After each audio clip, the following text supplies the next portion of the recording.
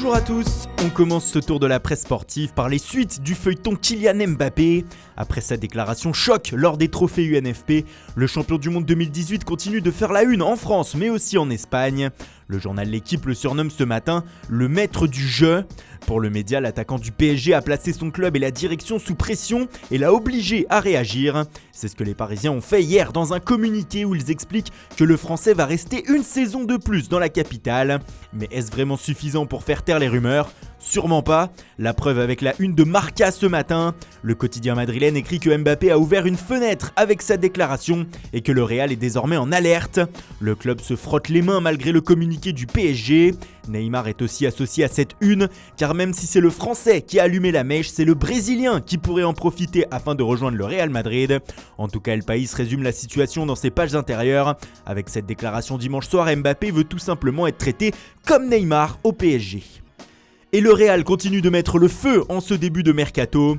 Les merengues ont un œil au PSG et un autre à Chelsea concernant Eden Hazard.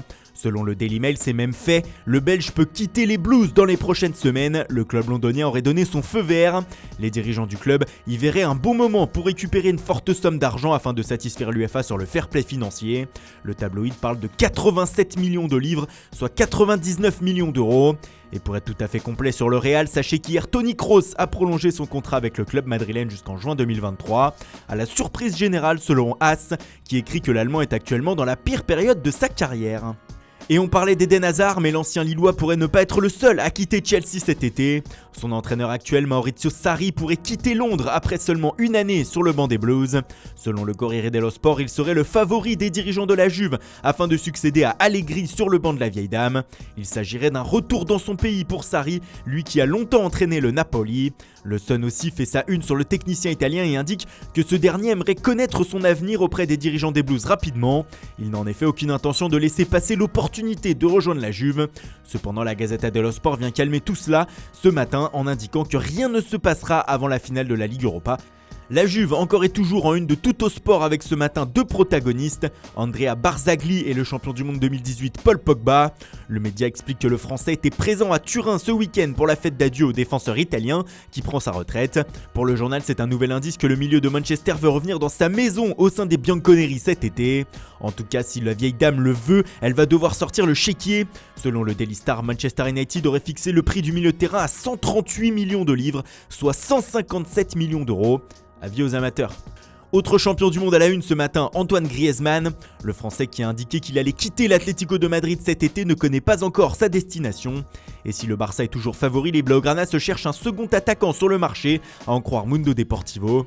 En effet, les Catalans veulent un pur neuf, un homme de surface afin de suppléer Luis Suarez. Ce que peut faire Griezmann, mais il est plus vu comme un 9,5 ou un numéro 10. Les premiers noms ne devraient pas tarder à être lâchés. Et on termine par l'autre quotidien catalan, Sport. Le média était en Iran à Persépolis pour suivre le dernier match de la carrière de Xavi dans son club d'Al Sadd au Qatar, comptant pour la Ligue des champions asiatiques. Et le milieu de terrain espagnol a accordé une interview aux médias afin de réitérer ses envies de devenir entraîneur. Pour lui, ce serait même un privilège un jour d'entraîner son ancien coéquipier Lionel Messi. Il poursuit en déclarant que cela ne lui fait pas peur, que certains le voient déjà comme le nouveau Pep Guardiola, avant de terminer par un mot sur Griezmann. De ce que je comprends dans le vestiaire, ce qu'a fait Griezmann l'an passé a fait du mal. Une référence au documentaire du champion du monde de l'an dernier, afin d'annoncer sa décision de finalement rester à l'Atlético. Voilà, c'est tout pour aujourd'hui. Merci pour votre fidélité, bonne journée à tous et rendez-vous dès demain matin pour une nouvelle revue de presse.